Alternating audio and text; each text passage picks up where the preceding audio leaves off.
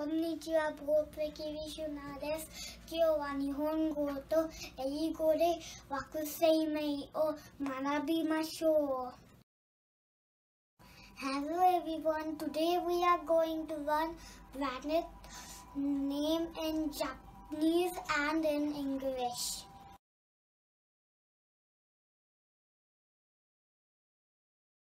Suisei Mercury, Suisei Mercury.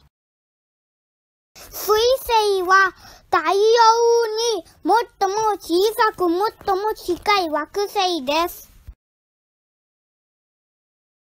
金星 Venus 金星 Venus 金星は太陽から2番目の惑星です。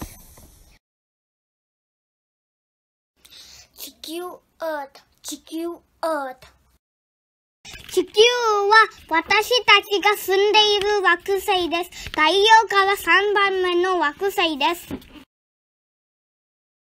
火星マス火星マス火星は太陽から4番目の惑星です。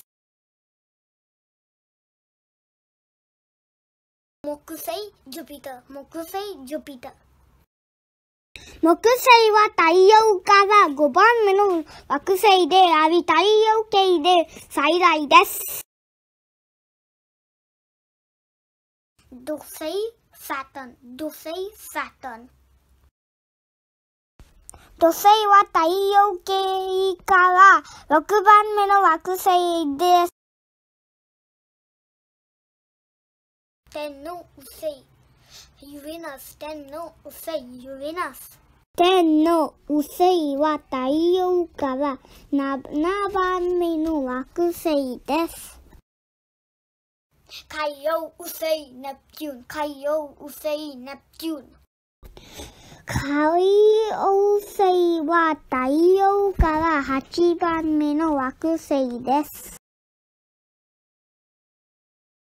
めいおうせいPluto めいおうせい Pluto めいおう星は太陽系の準惑星です。